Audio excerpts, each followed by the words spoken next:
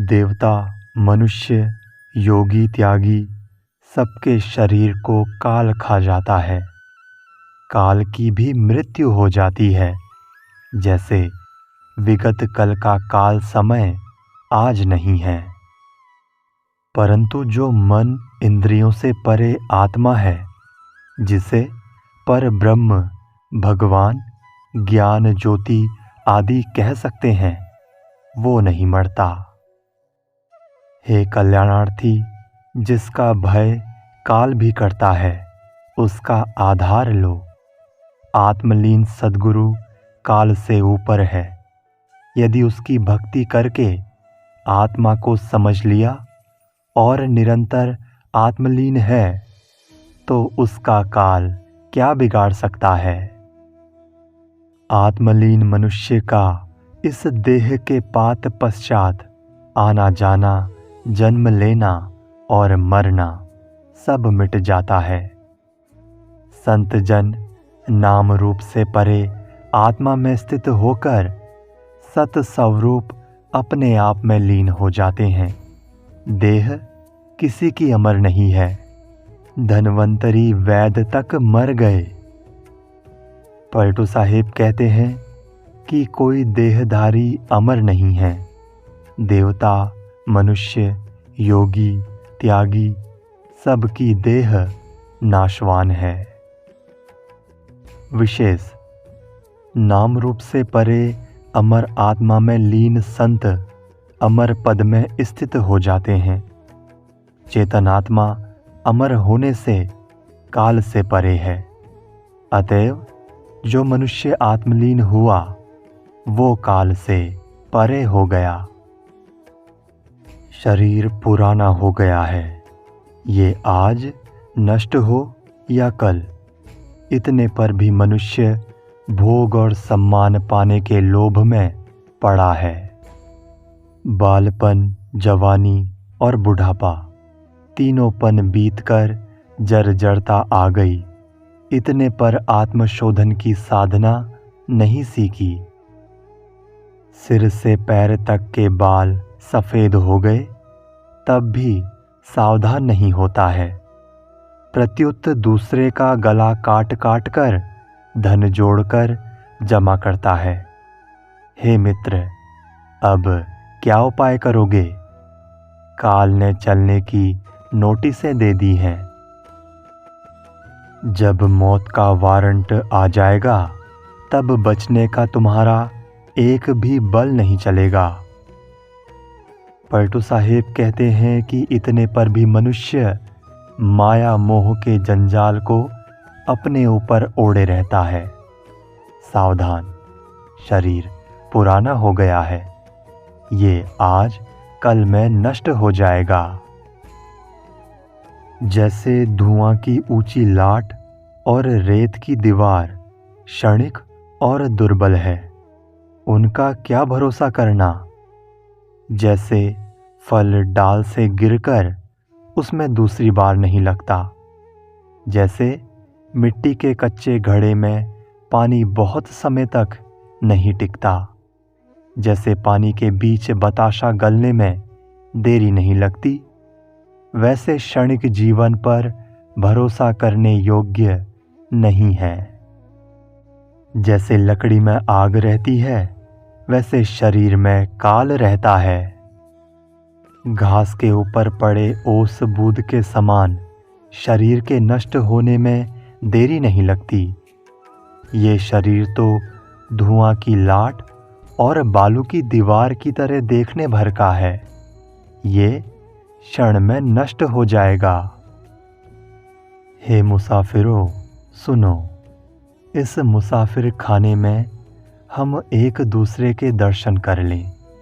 आगे हम लोगों की भेंट होने वाली नहीं है।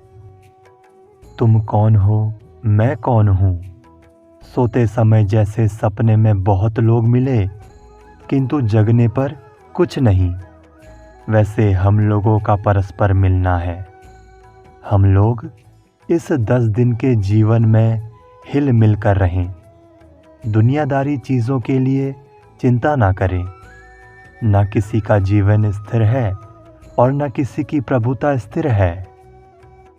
अतएव एक दूसरे को दोष न देकर समता में रहें।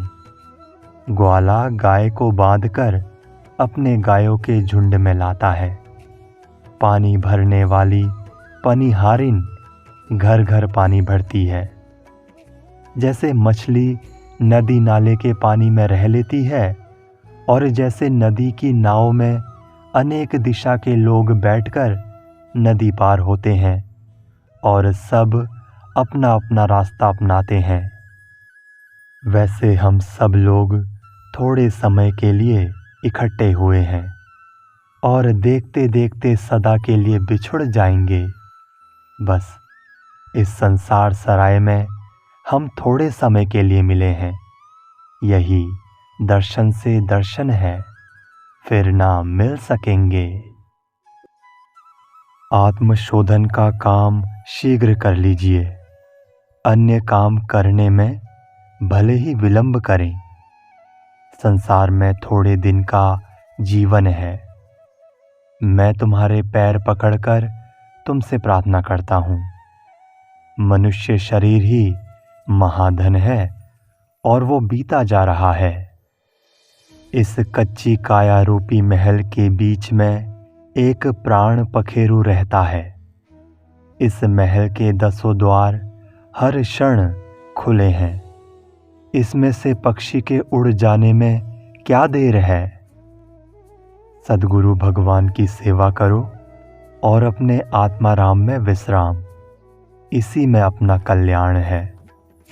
इस साधना के फल में जन्म जन्मांतर की विषय कल्पना नष्ट हो जाएगी और जीव का जन्म मरण बंधन कट जाएगा। पलटू साहिब कहते हैं कि देरी तथा आलस्य मत करो और पुनः 84 के घर में ना पड़ो। आत्मशोधन में शीघ्रता करो, भले अन्य काम में विलंब करो। हे कल्याणार्थी, आज का समय सुनहला है। सद्गुरु की चरण शरण में रहकर सत्संग सरोवर में गोता लगा लो। जीवन की समय सीमा पूरी होती जा रही है। ऐसा सुनहला समय मिलना दुर्लभ है। मनुष्य शरीर का समय घटता जा रहा है और जीवन समुद्र का जल सूखता जा रहा है। ऐसा पर्व का दिन पाकर तुमने इसके महत्व को नहीं समझा। सत्संग के घाट पर बैठकर आत्मज्ञान सरोवर में स्नान कर लो। आत्मज्ञान की साधना में अपने तन मन को समर्पित कर दो, फिर तो जन्म मरण का बंधन कट जाएगा। पलटू साहिब कहते हैं कि ऐसा सुनहला समय पाकर विलंब मत करो। इसी समय में सद्गुरु के सत्संग सरोवर में गोता लगा लो। जब पूंजी वाले की मांग हुई तब बहाना करने की आदत भूल गई। जब प्रकृति ने शरीर को लौटाने की मांग की तब सब बहानेबाजी गुम हो गई। मनुष्य ने लाभ खाने के चक्कर में अपना मूलधन खो दिया। विषय भोग और सम्मान पाने के चक्कर में अपना विवेक धन खो दिया। बिना कमाई किए साहू से उधारी में पाया धन खा लिया। आत्म सुधार न कर जीवन को भोग विलास में बिता दिया। न हरि का नाम लिया और न संतों की सेवा की। न सद्गुरु से आत्मज्ञान का उपदेश लिया, न बड़ों की सेवा की।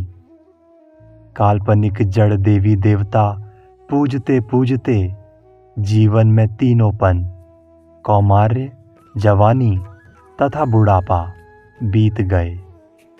बालपन में धाय की सेवा में आनंद माना और जवानी में साली, सरहज, सासू आदि से सेवा सम्मान पाने में आनंद माना। परंतु ध्यान रखो, अपने सारे कर्म फल भोगों का बोझ तुम्हारे ही सिर पर आकर पड़ेगा। तुम्हारे कर्मफल भोगों में कोई अंगीकार नहीं होगा।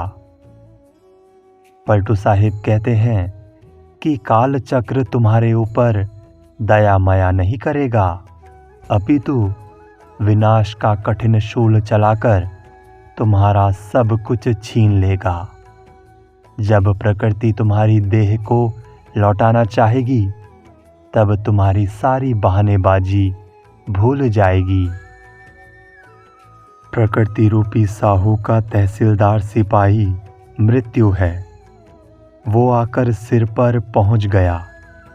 उसके सामने कोई बहाना प्रार्थना चलने वाला नहीं है। मौत आ पहुंची और प्राणी को पकड़ लिया और आगे मारते हुए ले चली। जब मौत की मार पड़ी, चलने का समय आया, तब मनुष्य को होश आया और पश्चाताप हुआ और विचार करने लगा कि मैं जीवन पर्यंत मूर्खों के बीच में बैठकर अपना कल्याण करने का समय व्यर्थ खो दिया। अब समय बीत गया है। मौत से अपना जोर चलने वाला नहीं है। बहाना भी किसका लिया जावे। मूलधन ही नहीं बचा है तो ब्याज कैसे दिया जाए। विवेक ही खो गया तो कल्याण कहाँ से हो। अब प्रसन्नतापूर्वक प्रकृति को शरीर कैसे लौटाया जाए। पलटू साहिब कहते हैं कि मूल पूंजी खो जाने से ब्याज सहित धन लौटाने की प्रतिज्ञा टल गई। विवेक द्वारा आत्म कल्याण करके प्रसन्नतापूर्वक प्रकृति को शरीर लौटाने की बात खटाई में पड़ गई। प्रकृति का तहसीलदार सिपाही काल सिर पर आ धमका।